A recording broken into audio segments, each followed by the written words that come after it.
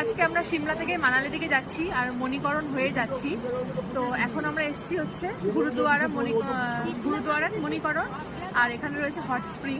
তো এই hot spring এর জল হচ্ছে সারা বছর সবসময় গরম থাকে, একদম ফুটন্ত জল, পুরো ধোয়া উঠছে, দেখলে তোমরা বুঝতে পারবে।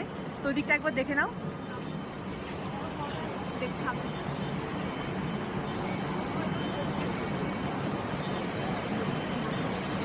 এখানে মহাদেব তার তৃতীয় নয়নটা খুলেছিল এবং এর পেছনে একটু কাহিনী রয়েছে, সেটা আমি এখন বলতে চাইছি না।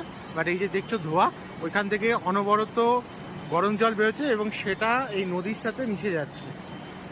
দিনের বেলা হলে হয়তো আরো ভালো করে বোঝা যেত, বাট আস্তে আস্তে অনেকটা মানে লেট হয়ে গেছে, তাই পুরো অন্ধকার হয়ে গেছে। ওই যে হচ্ছে মহাদেবের মন্দির, আর এর পাশেই হচ্ছে এই যে গুরুদ্বারা, গুরুদ্বারা সাহিব মণিকরণ। চলো তাহলে আমরা মন্দিরে যাই। দেখো কত পরিমাণে ধোঁয়া বেরোচ্ছে, জল কতটা গরম হলে এত পরিমাণে ধোঁয়া বেরোতে পারে। এত ঠান্ডার মাঝখানে এই জল নাকি সারা বছর এরকম ভাবে ফুটন্ত থাকে, মানে সত্যি মানে অবাক করার মতো একটা বিষয়। আর ধোঁয়াটা দেখে বোঝাই যাচ্ছে যে কতটা গরম হতে পারে। তাহলে আমাদের মহাদেবের লীলাটাই কিরকম। হ্যাঁ ঠিক আছে, আলো থাকলে মানে ভীষণ ভালো লাগবে। আমরাও মিস করছি যে এত অন্ধকার হয়ে গেছে বলে ঠিক মতো বুঝতে পারছি না।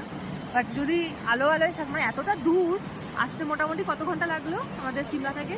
সিমলা থেকে মোটামুটি প্রায় 10 ঘন্টা লেগে গেল। 10 ঘন্টা লেগে গেছে। সেই সকাল 8টায় বেরিয়েছি, 8:30, এখন বাজে 6:30। এরকম মানে এত অন্ধকার হয়ে গেছে।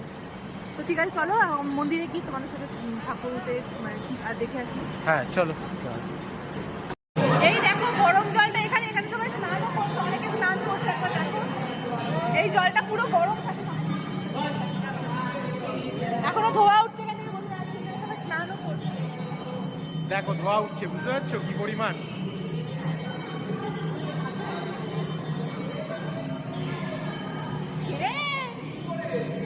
পুরো গরম, হাত দিয়ে দেখো জল, হাত দাও হইবি। হ্যাঁ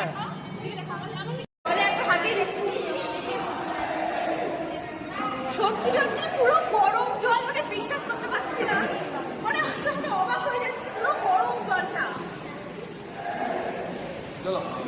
একবার হাত দাও, একবার হাত দাও।